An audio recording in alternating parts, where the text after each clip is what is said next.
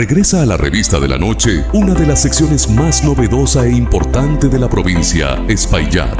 La entrevista con Antonio Rojas, donde podrás disfrutar de las figuras de mayor trascendencia del país, hablando de sus vidas, sus experiencias y éxitos.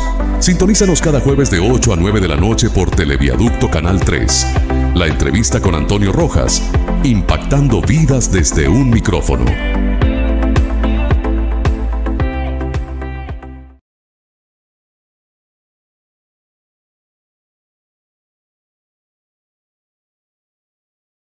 Buenas noches sean todos. Gracias como siempre por la oportunidad de poder llegar a sus espacios a través de esta plataforma. Una plataforma que busca presentar líderes positivos que nos permitan tomar buenas decisiones en nuestro día a día. Agradecer a Dios por la oportunidad, por la salud, por permitirnos estar acá. Agradecer al canal, a los técnicos y en especial a mi amigo por cumplir este gran sueño, el señor Nicolás Grullón. Hay seres que no necesitan alzar la voz para ser escuchados, porque sus obras, firmes, silenciosas y profundas, resuenan por generaciones. En una ciudad marcada por la historia, la lucha y el arte, nació un hombre cuya voz no solo escribió versos, sino también caminos para otro. Desde los pasillos de las academias hasta los rincones más olvidados del país, su mirada siempre estuvo puesta en el bien común, en la juventud que sueña, en la tierra que lo vio nacer y en la palabra como instrumento de transformación. Se formó en el derecho, pero su justicia trascendió de tribunales. En la docencia no solo enseñó leyes, sino también dignidad. En la política pública no solo gestionó programas, sino esperanza. En la poesía no solo rimó ideas, sino que esculpió verdades. Su vida es testimonio de coherencia, la del hombre que camina con los pies en la tierra y el alma en las alturas. Pues desde esa autenticidad que le regaló a su ciudad natal uno de los legados más simbólicos, el himno a Moca, una composición que honra la historia y que ya forma parte del alma colectiva de su pueblo. Su paso por el Ministerio de la Juventud como viceministro dejó una huella indeleble, especialmente en los sectores más vulnerables, donde su rostro no fue símbolo de autoridad, sino de cercanía.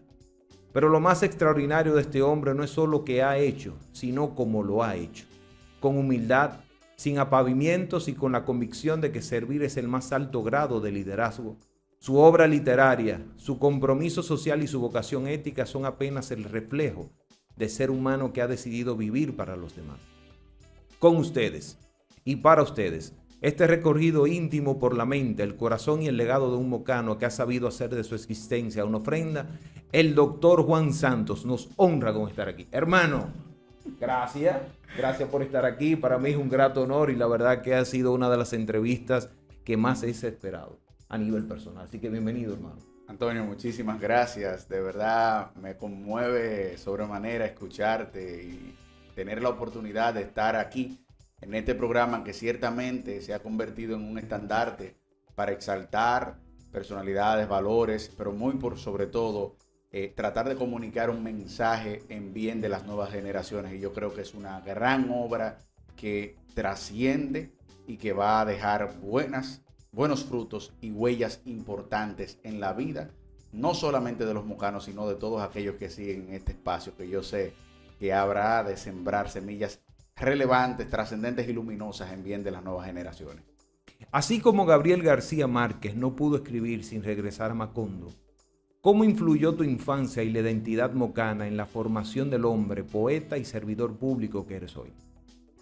La identidad mocana sin duda me ha caracterizado porque Moca en su génesis y desde mis ancestros, que desde el 1885 forman parte de este terruño, se ha exaltado el amor al trabajo, el amor a Dios y el amor, ¿por qué no?, a lo que hacemos, hacerlo de forma correcta. Y eso que identifica al pueblo mocano, de verdad que se ha constituido en la esencia fundamental del seno de nuestra familia y va pasando en generaciones.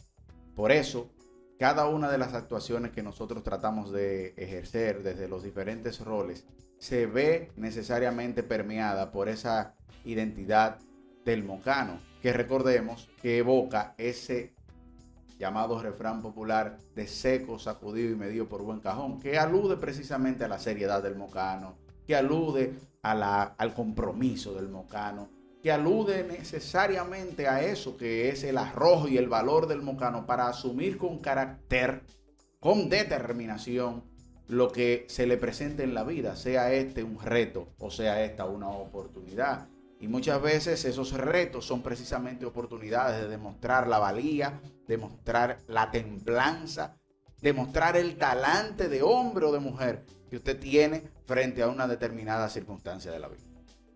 Doctor Juan Santos, ¿en algún momento de tu trayectoria laboral tuviste que hacer vida fuera de Moca? En Sí. algún momento. ¿Qué sentiste en ese momento cuando te viste fuera de Moca?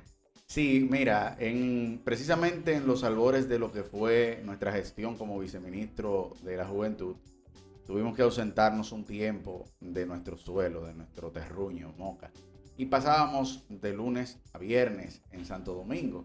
Y aunque de alguna manera uno siempre tiene el sueño de ir a la gran metrópolis, de dar el salto, de adentrarse a otras esferas, yo siempre me preguntaba por qué el maestro Bruno Rosario Candelier y el maestro Altañán Pérez Méndez, dos maestros que la vida me ha regalado, siempre al margen de trabajar en Santo Domingo, volvían a su pueblo Moca. Y es que la verdad es que de una u otra manera la calidez de lo que se vive aquí, precisamente lo que uno puede gestar desde el plano espiritual, desde ese don de gente con la misma comunidad, desde lo que tú puedes hacer, no importa dónde te ubiques. Y sin lugar a dudas me sentía como pez fuera del agua por un tiempo y luego entonces ya retornamos y efectivamente sientes tú que vuelves a tu núcleo. Es como cuando tú sales, tú quieres conocer París, tú quieres conocer Roma, tú quieres conocer Nueva York, tú quieres ir a España, al seno de Toledo, por ejemplo. Tú puedes ir a cualquier ciudad que te enamore del mundo, pero nada como llegar y pisar el suelo dominicano y luego entonces llegar a Moca. Eso es una conexión interior que es extremadamente gratificante. Bueno, yo quiero ser un indiscreto, pero en esas conversaciones que a veces teníamos de línea de pensamiento, un grupo de jóvenes donde tuvimos la oportunidad a veces de debatir ideas, desde muy temprana edad siempre juramos de que no saldríamos de Moca. Así es. Que aunque la vida nos diera la oportunidad de nosotros poder estar en otras ciudades, siempre íbamos a trabajar a favor de nuestra Moca y el compromiso era que utilizaríamos los estudios de Moca, haríamos vivencia en Moca y la verdad que verte que has cumplido eso que prometimos hace muchos años, la verdad que me dice que tienes mucha autoridad, tus hechos coinciden con tus palabras. Sí. Así que hay quienes pasan la vida buscando cómo trascender y otros simplemente lo hacen dejando huellas colectivas. ¿De dónde nace la inspiración para escribir el himno a Moca y qué quisiste dejar sembrado en cada verso para las futuras generaciones? Interesantísima la pregunta. Cuando el himno a Moca se anuncia, quien muestra interés por hacer el himno es mi papá, Viejo Santos. Y él dice, él llega un sábado, yo como un día a la semana con mi mamá. Eso es una regla inviolable. Todas las semanas, un día. En ese entonces eran los sábados, luego los nietos, mis hijos, me desplazaron los sábados y yo he tenido que adaptarme a un día de la semana, miércoles o jueves. Entonces, ¿qué pasa? Cuando papi llega ese sábado me dice, Juan, estoy pensando participar en el himno a Moca. Digo yo, pero muy bien. ¿Y tienes alguna idea? Le pregunto. Dice él, no, todavía no tengo nada en mente. Y estoy sentado frente al comedor y le digo, ¿y por qué tú no haces algo como esto? Y le tarareo una melodía que es la melodía del himno. Lo que primero nace con el himno a Moca es la melodía. Okay. Por eso soy autor de música y de la letra. Entonces, cuando logro la melodía, que le digo, tra la la la la la la la la, dice él, óyeme, pero eso se oye bien, ¿por qué no lo escribes tú? Entonces, aparto la comida y como tengo la musa en el instante, melódicamente hablando, entonces comienzo a delinear los versos y escribo.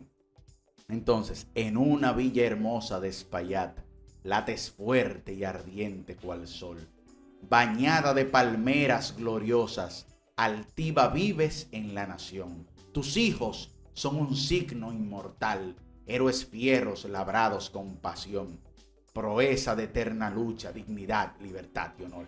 Y entonces inmediatamente, con esos 2 primeros estribillos, hago el coro. Moca, cuna de héroes, Moca, tierra de luz, Moca, eres la madre, eres el sueño, gloria y virtud. Dice papi, no, hazlo tú el himno. Entonces ahí me voy de la casa y al otro día me siento en la oficina y completo los 2 estribillos restantes. Esa es la historia del himno. ¿Qué quisimos nosotros hacer con eso? Yo no te puedo decir que fue intencional. Fíjate lo espontáneo que surgió. Ahora, cuando tú miras hacia adentro del cuerpo, yo exalto el valor de los mocanos, la entrega del mocano, no solo para nuestro pueblo, sino pro nación. Ahí no se mencionan hechos concretos, pero se habla de manera muy subliminal de toda la participación que tuvo precisamente el mocano en cada rol importante que la historia nos llamó a jugar.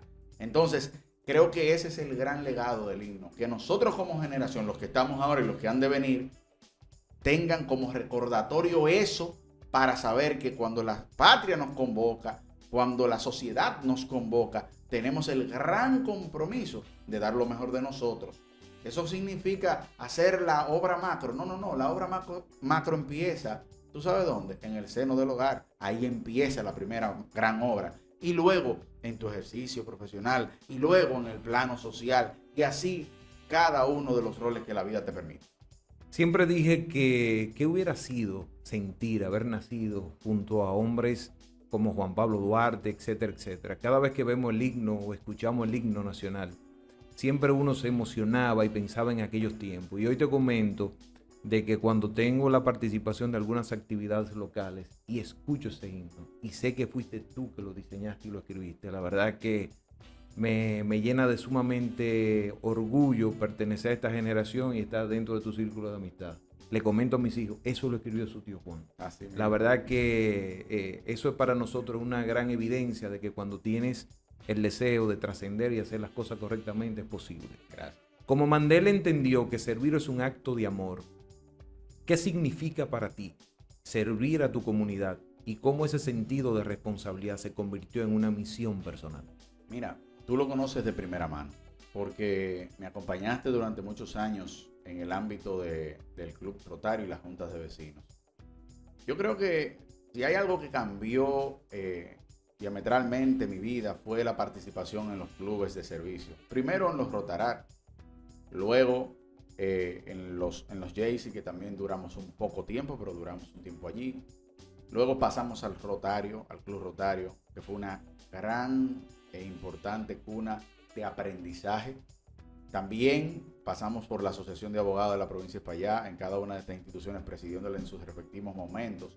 Pero más que eso fue el poder acercarnos a lo que ocurría en el seno de las comunidades, de la mano de estos hombres que, al margen de su desarrollo empresarial, al margen de su riqueza, ponían como primer eslabón importante el dar a los demás. Recuerdo a Michelle Suria, a quien dediqué el año rotario de la presidencia de nuestro club, y que me marcó porque su forma desprendida de ver la vida me provocaba a mí como joven a que también tenía la misión de hacer eso.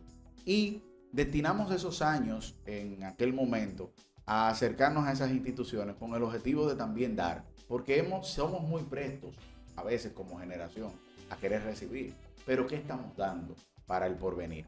Y yo creo que era necesario, lo hicimos con mucha entrega, tanto en Rotarat, en Rotario, JCI, Junta de Vecinos, Asociación de Abogados, Asociación para el Desarrollo, en fin, todas las instituciones que nos pudimos vincular. Y el espíritu fundamental era precisamente ese, el dar a los demás, porque no se siente más pleno, más feliz aquel que más tiene, sino aquel que puede desprenderse de a veces cosas que ni siquiera tienen que ver con cuestiones meramente materiales, pero que sí llenan de plenitud el corazón.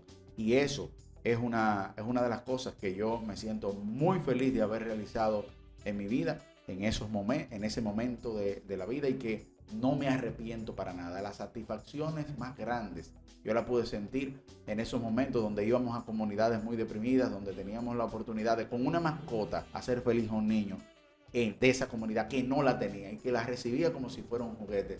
Y yo digo que si cada dominicano, cada mocano en manera especial, tomara conciencia de lo que puede impactar positivamente una concepción clara de legar a tus hijos esa vocación de servicio, nosotros tendríamos una sociedad mejor. Lo que pasa es que a veces el mismo sistema nos lleva al individualismo, ¿verdad?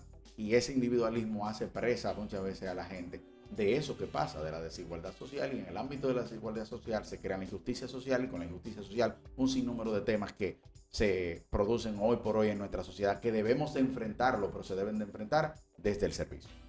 5 de la tarde, una llamada de un teléfono desconocido me invita a integrarme a un club social a los Rotarios.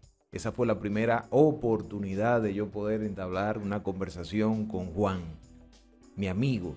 Ahí hicimos lo que fue una programación de reunión y automáticamente pude ver lo que era la misión y la visión de Juan Santos. Automáticamente dije, sí, me sumo a esta obra. Y tuve la oportunidad de vivir un año hermosísimo al lado de Juan en el tema de los Rotarios, donde pudimos cambiar mucha gente y transformar muchas vidas. Recuerdo, perdón que te interrumpa, recuerdo la actividad Vamos a la Escuela con Rotary. Esa fue tu primera actividad. Mi primera actividad. 1000 mochilas entregamos en el polideportivo. En ese entonces no existía el 4%. No existía el 4%. Pues tenemos que contextualizarlo. Y nosotros montábamos esa actividad para dotar de útiles escolares a esos niños. Te recuerdo como ahora, feliz, tengo una foto guardada de esos años. Y de verdad que para nosotros, el que tú te integraras en ese momento fue muy importante también, porque fueron muchos los jóvenes que a partir de tu llegada también se integraron, se emocionaron y como generación formaron parte de este espacio que lo que se brindaba era eso, la oportunidad de dar a otro. A ustedes que se están conectando por primera vez, hoy tenemos la gran oportunidad de entrevistar al doctor Juan Santos, a verlo de diferentes perspectivas, de algunos ejes estratégicos que me gustaría compartir con ustedes. Y ahora vamos a hablar sobre el arte como voz del alma y herramienta de transformación. Mario Benedetti usó la poesía como acto político y emocional. ¿Qué lugar ocupa la poesía en tu vida y cómo entiendes su rol como herramienta de transformación personal y colectiva? Mira, es una pregunta extremadamente importante, Antonio. Y mucha gente en tiempos donde parecería que la poesía no cumple un rol, cada vez parecería más en desuso. Y yo creo que precisamente aquel que ama los versos, que ama la reflexión, que ama la belleza de las palabras y el buen uso de la palabra, yo creo que es la oportunidad idónea para tú, desde ese estandarte del buen decir, hacer eco de lo que en tu interior está ocurriendo y lo que acontece. La poesía no son solo palabras bonitas, como bien señalabas. La poesía es la esencia, es la savia del ser humano y tu testimonio vivencial se va a expresar también en palabras, en obras, pero también en palabras. Pero ¿qué pasa? Las obras, si no quedan registradas por alguien, puede que pasen en el tiempo y te recordará una generación, 2 generaciones. Ahora, el testimonio escrito. Hoy conocemos a Sócrates por las ideas escritas por Platón. Hoy conocemos al Cristo por las ideas escritas por los evangelistas. Y así, cada una de las personas que fueron plasmando sus ideas, Homero en la Ilíada, ¿verdad? Que en este caso es un nombre que es parte de una acción de colectivo, pero también tenemos Shakespeare, tenemos al Cervantes, tenemos a un sinnúmero de escritores que plasmaron en papel sus ideas y trascendieron en el tiempo. Pero el patricio, al que tú aludías hace un tiempo, en esta entrevista, empezó en el dramaturgo. Desde la dramaturgia empezó, o sea, a través del arte, a vertir hacia afuera lo que pensaba para provocar en ese ciudadano un llamamiento. Entonces el que escribe, sea este artículo de opinión, sea poesía, sea narrativa, tiene una misión cardinal: comunicar. Y cuando comunica, existe un receptor. Y ese receptor puede, como resultado de eso que se escribió, producir grandes transformaciones, no solo para consigo en su interior, sino también para los demás. Entonces, cuando yo escribo, no es solo un acto de desahogo, no es solo un acto de expresión de un momento feliz, triste, épico, no. Se constituye al mismo tiempo en testimonio y herramienta de transformación para aquel que lo puede percibir. Y como la poesía tiene la belleza de que es multívoca, no necesariamente la esencia o con exactitud lo que yo quise decir va a significar eso para Antonio. Puede que sea más. Y entonces, o puede que sea menos, pero puede sembrar la semilla en Antonio de producir una obra mejor. Entonces estamos construyendo. Y qué bueno, porque el deber de un escritor no es pretenderse por encima de los demás, todo lo contrario, es sembrar, dar su voz y que esa voz sea multiplicada por otros. Y por qué no, que vengan más voces, porque esa es la realidad, esa es la gran grandeza que tiene don Bruno, por ejemplo, que nos convoca a todos nosotros como escritores, a los fines de que cada quien se exprese, y al final nosotros elevamos la cultura, elevamos la literatura, elevamos el quehacer literario de República Dominicana, que es también trabajar por nosotros mismos, porque mientras más apostemos a buena literatura, más nosotros estamos promoviendo a los valores, a exaltar las cosas buenas que pueden distinguirnos como ciudadanos. Ahora, mientras más ausentes estamos de eso, mientras menos plasmamos nosotros lo que nosotros tenemos que hacer como generación, además de que eso tiene que responder a una vocación, ¿verdad? Y si usted tiene esa vocación, hágalo. Lo que se deja para después de cierta añada no se hace. Entonces yo me tomé muy en serio esa palabra de él, que un día me dice, mira, el que quiere aprender a escribir, aprende a escribir. ¿Tú sabes cómo? Escribiendo. Me lo estaba diciendo un hombre que fue el que más escribió de derecho en República Dominicana. Y me decía, la técnica de aprender a escribir. Yo le dije, doctor, ¿cómo usted ha escrito tanto? La técnica de aprender a escribir es escribir. Si usted quiere aprender a escribir, escriba. Y publique. Entonces, bueno o malo, al final de la historia, a alguien puede servir eso que usted escribió. Y yo creo que sí. Que desde ahí no solamente hay un sentido de expresión, sino que también usted impacta colectivamente, porque tu testimonio forma parte también de la colectiva. Muchos me preguntan quién escribió el epitafio de mi papá. Y hoy tengo que decirlo públicamente porque mucha gente le ha gustado muchísimo. Fue el doctor Juan Santos. En ese momento difícil, Juan se inspiró y me hizo la propuesta de ese epitafio que hoy está en la tumba de mi padre. Y hoy quiero agradecerte como familia porque fue de esos gestos en los cuales yo nunca voy a olvidarte. Gracias, porque una persona tan importante como mi papá, en el caso de nosotros como familia, la verdad, tener ese sello tuyo de esa escritura como epitafio, nos obliga a recordarte siempre. No, pero es que yo, don Guillermo, le tengo una gratitud que no puedo describirla, porque don Guillermo, a las 5 de la mañana, cuando yo iba a tu casa a buscarte para ir al gimnasio, el café era obligatorio, y esas palabras sabias. Vuelvo al tema de las palabras. Fíjate cómo esas palabras de las 5 de la mañana a las 5:30 que nos íbamos, 30 minutos de conversación con un café, transformaron, por lo menos yo sentía que me transformaron a mí, desde el punto de vista de esa visión de ese hombre que amaba la familia, que amaba el trabajo, que amaba la comunidad, que creía en los valores.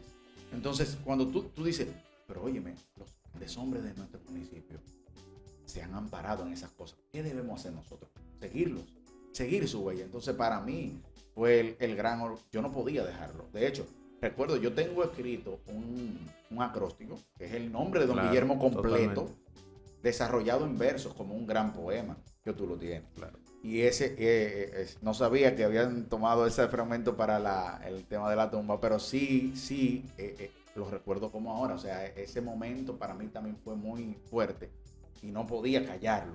Vuelvo al tema de que hay que decir las cosas y escribirlas porque quedan ahí. Muchos jóvenes hoy buscan autenticidad en medio del ruido. ¿Qué mensaje quisiste transmitir con Oda al Fulgor Sagrado y por qué crees que la espiritualidad aún tiene un lugar en la vida moderna? Precisamente en este mundo que escuchaba ayer a Joan Manuel Serrat hablando de que no le gusta el mundo en el que vivimos, un mundo de caos, de egoísmo, de traiciones, de mentiras, de fake news, donde el amarillismo es más importante que este tipo de contenido en bien de exaltar a las personas con contenido de valor. Yo creo que sí, que se hace cada vez más necesario el que asumamos un compromiso desde los medios de comunicación, desde las diferentes profesiones, desde lo que se hace, de difundir las cosas buenas.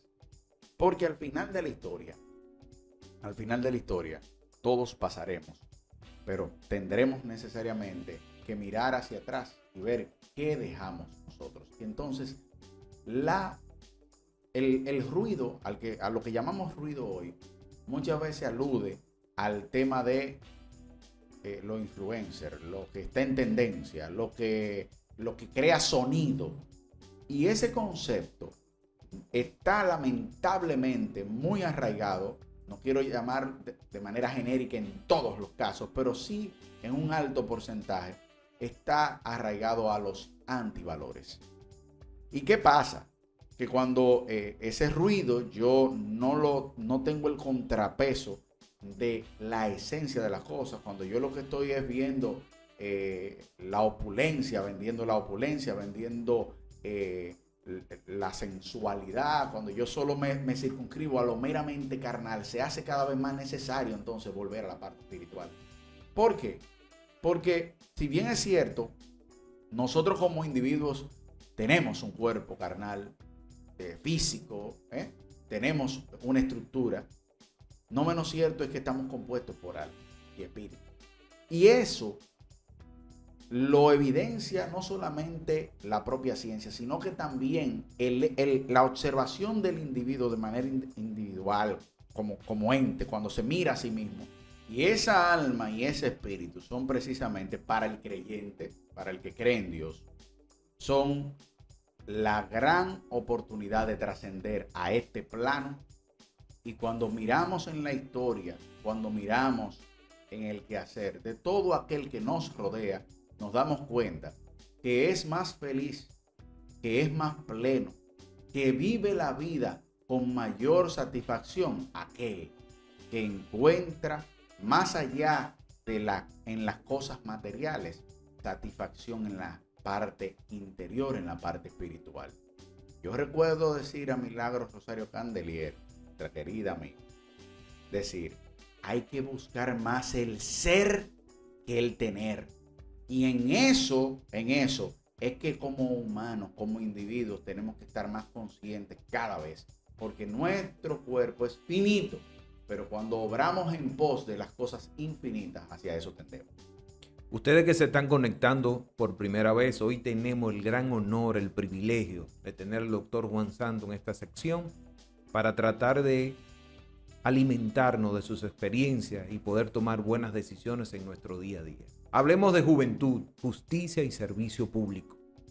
Barack Obama decía que si el pueblo quiere cambiar el mundo, debe empezar con sus jóvenes. Durante tu paso como viceministro de la Juventud, ¿cuál consideras que fue tu mayor contribución y qué desafío enfrentaste al trabajar con jóvenes con contextos vulnerables? Lo más difícil fue asumir el reto de romper una cultura, porque todo aquel que ha sido viceministro sabe que todo se concentraba en la gran metrópolis, Santo Domingo. Como yo era viceministro de Extensión Regional y como yo era mocano y venía de un pueblo, yo sabía lo difícil que era el que las oportunidades de becas de estudios para jóvenes de nuestro pueblo llegaran.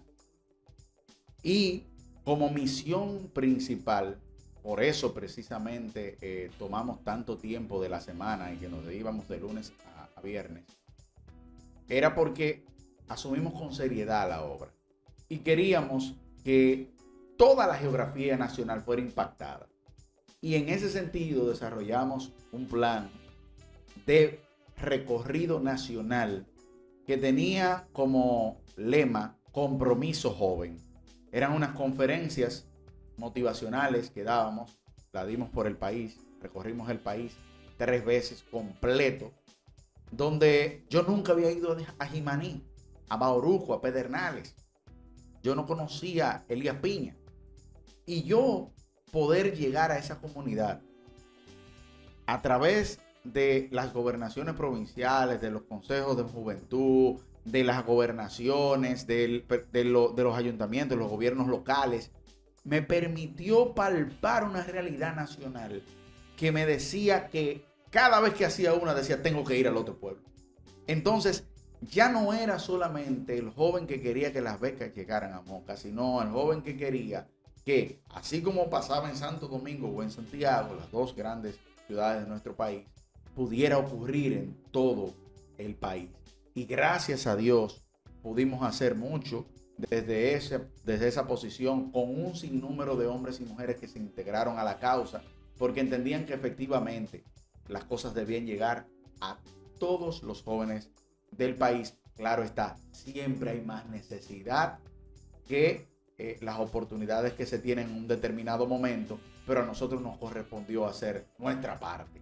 Y en eso nos sentimos contentos por no haber dejado de hacer ese sacrificio, al margen del costo altísimo que tuvo desde el punto de vista profesional, porque me distancié, desde el punto de vista familiar, porque me distancié de mi familia, desde el punto de vista de diferentes órdenes, de mi propio bienestar y tranquilidad, porque yo compartía menos contigo, claro, con mis amigos, compartía menos con la gente que quería, producto de qué, de que asumía ese compromiso. Ahora, yo sabía que había levantado la mano y había jurado que iba a hacer lo mejor posible y había un propósito en la obra. Entonces, en ese sentido, no había de otra que hacer lo mejor que pudiéramos hacer. ¿Cuál es el rol que deben asumir los jóvenes frente a los desafíos actuales? ¿Y qué consejo le darías desde tu experiencia?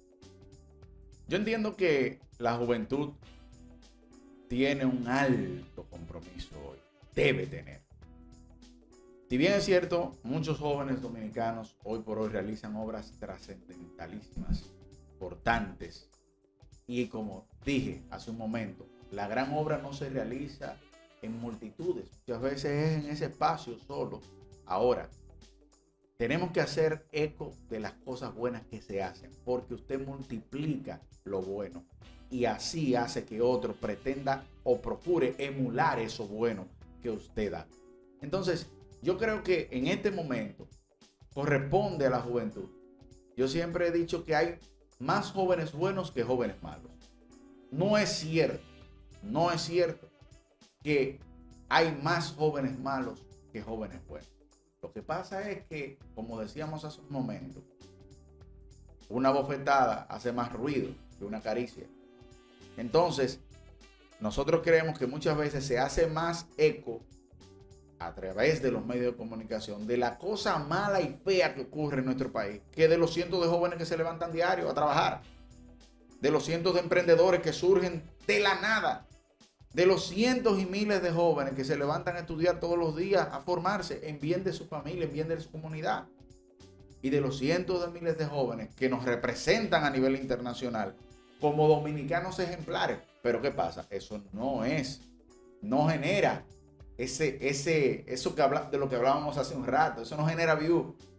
Entonces, como no genera view, como no me hace tendencia el decir la buena obra que hizo un determinado joven en una comunidad, mira, entregaron 5 mascotas. No, pero es que no son 5 mascotas. Es que hay un joven que sin nadie pedírselo va a cumplir un rol que es un rol del Estado. Y eso tiene un valor trascendental. Y mientras yo lo difundo, yo provoco que otros jóvenes digan, pero mira, si a él lo reconocen por esto, a mí también pueden reconocerme por ello. Y qué bueno, porque entonces se multiplica la obra. Ya no van a ser 5 mascotas, serán 10. Y después serán 20. Y estoy poniendo el ejemplo de las mascotas, pero es una metáfora que estoy usando. Así, muchísimas otras cosas. Pero por eso este tipo de programa tiene sentido. ¿Por qué? Porque procura que se hable de las cosas buenas y desde lo que otro puede hacer, desde su humilde espacio, porque no estamos pidiendo que sean cosas trascendentales, volvemos a decirlo. Es qué usted puede hacer en bien de otros, desde su rol, como papá, como hijo, como hermano, como profesional, como comunitario, como obrero, desde el rol que le haya tocado en la vida. ¿Cómo lo hago? Doy un 5% de mi potencial, lo estoy dando mi 100%, lo que decimos siempre nosotros cuando estamos en nuestra conferencia, ¿verdad? ¿Estamos dando el 100% de todo lo que nosotros podemos dar en una cosa? ¿O simplemente nos estamos circunscribiendo a hacer lo mínimo? Y ahí es que está el llamamiento. Como generación, como nueva generación, los jóvenes de hoy están dando el 100% de lo que pueden dar. Yo creo que pueden dar mucho más. Creo que pueden dar mucho más. Y el gran reto es ese, que podamos motivarles para que ellos descubran el gran potencial que como generación tienen hoy y que deben ofrendarlo en bien de su propia existencia, de su familia y de toda la comunidad. Ante ti me comprometo a un día al mes destacar a un joven que esté haciendo las cosas correctamente, que haya brillado por sus esfuerzos, por su voluntad, por su disciplina. Vamos a destinar un día al mes para venir a entrevistarlo y que nos cuente su historia respecto a lo que es que a veces tenemos que aprender a sembrar para cosechar. En un mundo donde la ética parece tambalear, tu figura representa coherencia. ¿Cómo defines el liderazgo ético en este tiempo y qué valores consideras no negociables en el servicio público? Lo primero es que desde el ámbito de la esfera del servicio público, si no hay vocación, simplemente no puede haber servicio público entregado, comprometido, transparente, honesto, con pasión, con mucha pasión por lo que se hace. Y eso nace de la vocación porque el individuo, cuando siente esa vocación, que es un llamado interior, no puede contenerse a eso. Y nuestra realidad, hoy por hoy, lo que pasa es precisamente que adolece de eso. La política, tristemente, se ha convertido en el escenario en el que los individuos que más tienen son los que detentan los puestos. Entonces, como compro el puesto, me vale si hago o no hago. Entonces, ¿qué pasa? En ese esquema de cosas y en un estado en donde la concepción es precisamente que el que tiene pueda ser, hoy por hoy tú tienes un poder legislativo que te evoca leyes que pueden ser objetadas a las 2 semanas porque no se corresponde con lo que técnicamente debió ser porque la persona que está ahí no sabe de ley. Pero tampoco se deja asesorar. Pero también responde a un interés meramente político. Pero tampoco responde a lo que quiere la comunidad. Entonces, ¿por qué? Porque no sabe representar, porque no quiere representar y porque simplemente va a ir a cumplir un rol de lo que me dijeron que tengo que hacer. Entonces, tristemente, nuestra sociedad también, porque debo de hablarlo así, tiene los políticos que se merecen. ¿Por qué? Porque es una corresponsabilidad suya el hecho de usted permitir que cualquier individuo lo represente a usted. ¿Por qué? Porque usted no fue a votar, porque usted no entendía que el sufragio era importante, porque usted entendía que simplemente va a pasar lo mismo. Entonces, ese desapego al compromiso real que como individuos en una sociedad debemos asumir en bien de la sociedad en la que vivimos, que al final es la sociedad de nuestros hijos en el futuro. En esa medida en que nosotros no somos conscientes de eso, entonces permitimos que ese tipo de liderazgo trascienda, se permee en la comunidad y en la sociedad, y entonces se convierte en una herramienta que lacera al final entonces. No solamente la función pública que debería de ser un estandarte, un referente. La función pública debería ser el funcionario público. Antonio, yo te voy a recordar momentos cuando nosotros decíamos, pero ¿y si nosotros tuviéramos cámaras de diputados, ministerios, instituciones con que los representantes de las juntas de vecinos de cada comunidad fueran los que representaran? Claro, totalmente. ¿Qué sociedad tendríamos? Sí. Si nosotros tuviéramos personas del Instituto Duartiano, del Centro Duartiano, vinculadas a los temas constitucionales de este país para analizar los temas de soberanía, los temas de respeto a los símbolos patrios. O sea, ¿qué tú crees que va a pasar en una sociedad así? Entonces, ¿qué pasa? Hoy por hoy, ese tipo de perfiles son relegados, no están en esos espacios, porque se ha convertido en un mercantilismo. Y nosotros como sociedad debemos de tomar conciencia de lo que está ocurriendo. Porque lo que está pasando en El Salvador es eso, es el resultado de una descomposición tal que llega a un extremo en donde ya entonces se prefiere el autoritarismo Yo te cedo el poder del Leviatán, pero te lo cedo a ti para que controles y hagas lo que tú quieras, porque estoy desesperado ya de lo que está pasando en mi comunidad. Y como es tan burdo, es tan grave la criminalidad, es tan fuerte lo que convivo, yo prefiero ceder parte de mi libertad al soberano, para que el soberano decida. Pero es porque no me funciona que los tres poderes del Estado, el poder legislativo, ejecutivo y judicial. Cuando tú dices que esos tres poderes en sí, uno ingiere en el otro, no existe independencia de poderes. El espíritu de las leyes de Thomas Hobbes, el Leviatán, todo se va a letra muerta y al final entonces nos quedamos con una sociedad ávida, deseosa del espíritu de la ley, deseosa del deber ser de los patricios, que concibieron un estado donde la ley era igual para todos, en una visión de Duarte de amor por la patria, por la libertad, por la justicia, que hoy por hoy son nuestra idea, son nuestro deber ser, pero hacia eso debemos tender. Y para que pudiéramos tender hacia eso, tendríamos entonces que tener un liderazgo comprometido precisamente con la vocación, vuelvo a la palabra, vocación, y comprometido con las ideas. Juan, tú sabes que en la televisión el tiempo es limitado. Contigo podemos hablar de muchas cosas, pero no puedo irme sin hablar de legado, reflexión y futuro. Muchos líderes no piensan en cómo serán recordados. Esa palabra es importante. ¿Qué legado deseas dejar a las próximas generaciones? ¿Y cómo te gustaría que la historia recuerde al doctor Juan de Jesús Santos? Mira, una pregunta difícil porque uno siempre piensa en lo que va construyendo en el día a día, pero no después de. Y creo que quizás la obra más importante para mí son mis dos hijos.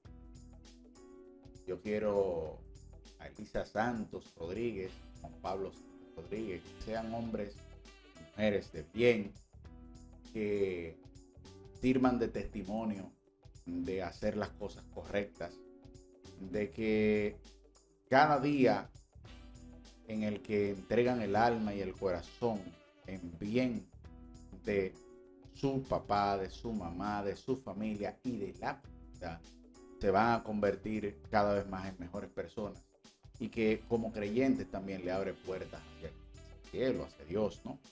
Y yo creo que cuando nosotros miramos hacia atrás como individuos y evaluamos cualquier conquista, ninguna de ellas es ajena a lo que realmente todo el esfuerzo que tú haces al final tiende hacia ellos, tiende hacia los hijos. Entonces creo que por lo único que quisiera que me recordaran es por ser el papá de Elisa Santos, de Juan Pablo Santos, que yo me pueda sentir donde quiera que esté orgulloso de que ese poema hecho carne, esos dos poemas hechos carne, lo han hecho bien, en bien de sus ascendientes, su legado, su trayectoria, su ascendencia, ¿no? Pero también de lo que ellos mismos van a cosechar en bien de sus vidas y de las generaciones que le han de suceder. Yo creo que esa sería la gran obra, y por lo que quisiera que me recordaran. Lo demás que venga por añadidura. Por añadidura. Todos los grandes soñadores han tenido a alguien que los inspiró. Si pudieras agradecer públicamente a una persona que marcó tu vida, ¿quién sería y qué le dirías hoy? Se llama Luis Polanco. Luis Polanco, director del Liceo de la Tarde. Luis Polanco transformó mi vida. Poca gente sabe que yo estudiaba en el Liceo Eladio de Peña de la Rosa. Y es Luis Polanco quien me dice: yo quiero que tú me lleves a tu casa. Dile a tu mamá que me haga un sancocho. Voy para tú.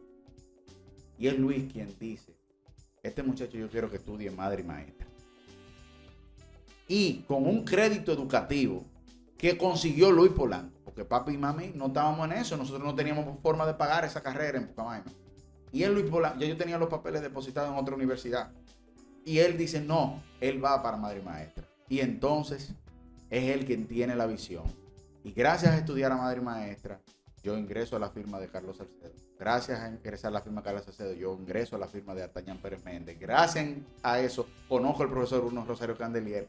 Y si te hago un análisis detallado, entonces esa decisión de Luis Polanco transformó mi vida, porque todo eso produjo al académico, al magíster, al doctor, al especialista, al abogado litigante, al escritor de libros, todo empezó en la decisión de Luis Polanco de abrirme la puerta y abrirme la visión de que yo podía hacer más en formarme, en dedicarme a estudiar para poder construir a un Juan Santos que en ese momento yo no sabía que estaba y él lo pudo ver. Entonces ese hombre, donde quiera que esté, yo le agradezco infinitamente ese empujón porque fue el que me permitió a mí ver más allá de mi propio sombra.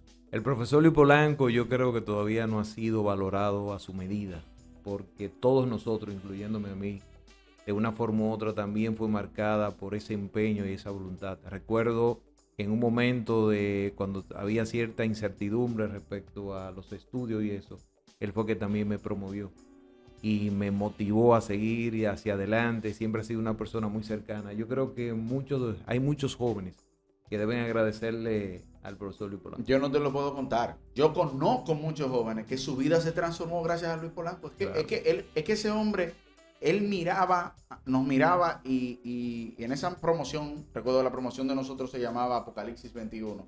Y él tomó varios muchachos de ese grupo y a todos los ayudó a conectarse. Pero no era que le daba dinero, recursos, no. Sembrándole en su corazón el deseo de superación y de que ellos podían. Y cuando yo llego a esa universidad, donde el único estudiante de liceo público era yo en esa promoción, yo me estaba poniendo loco porque yo estaba estudiando con otros jóvenes que eran de La Salle, del Juan 23, y la competencia a nivel académico también era muy fuerte. Y él solamente me decía, tú puedes, no te rindas. Tú puedes, no te rindas. Oye, Antonio, te lo estaba diciendo a un muchacho que en ese momento iba en desventaja total, era corriendo en desventaja total, pero gracias a su fe y a su motivación lo logramos. Para cerrar este encuentro con la sensibilidad que te caracteriza, queremos mirar hacia adelante. ¿Cuál es tu mayor sueño pendiente? Ese que aún te impulsa a despertar cada mañana y seguir sirviendo desde la palabra y la acción. Ya yo lo dije. Sí. Ese es mi mayor sueño, construir en ellos y con ellos un futuro mejor para nuestra familia, nuestro apellido y que podamos ser testimonios de que cuando se quiere, se puede. Juan, te conozco de hace muchos años y la verdad que eres una caja de sorpresa respecto a lo que son las experiencias y la forma de motivar a un grupo de jóvenes. Hoy, después de esta entrevista, te valoraba mucho ayer, como dicen. Hoy te valoro más que ayer, pero menos que mañana. Así que de verdad es un grato honor ser de tu generación, pertenecer a tu círculo de amistad y ser una persona que ha creado mucho en mí. Después contaré muchas anécdotas de cosas que tú lograste. En mi primer libro fuiste tú que lo motivaste. En la persona que me motivó también a dar pasos educativos importantes fuiste tú. La verdad que públicamente quiero agradecerte y más que todo, hiciste muy feliz a mi papá.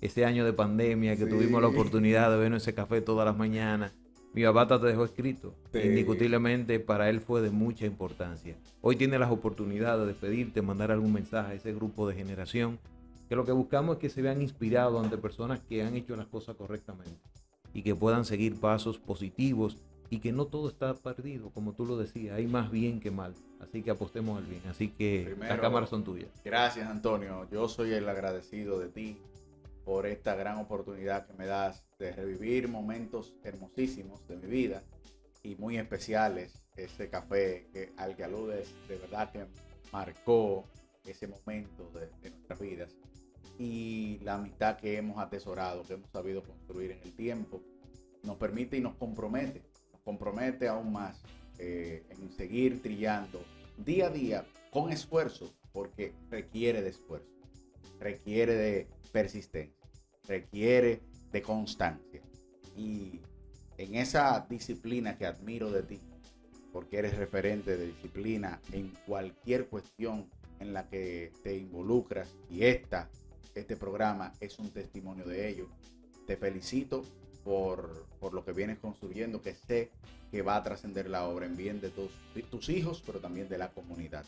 Así que sea un saludo especial a todos tus parientes, especialmente a tu madre, a quien atesoro y quiero muchísimo, pero también a toda tu audiencia, que sé que te sigue porque aquí promueves lo bueno, promueves lo que nos permite como individuos mirar más allá y mirar un mañana luminoso en bien, no solo de nuestro sentir individual, sino en bien de la transformación de una realidad colectiva para todos y todas. En buena hora, felicidades, gracias por invitarme y que todo el que ve este programa pueda sentirse motivado en continuar aquella obra a la que ha sido encomendada a usted exclusivamente y que debe de hacerlo con excelencia. Que la República Dominicana no se enferme, ni del corazón ni del alma. Buenas noches a todos. Gracias por estar con nosotros.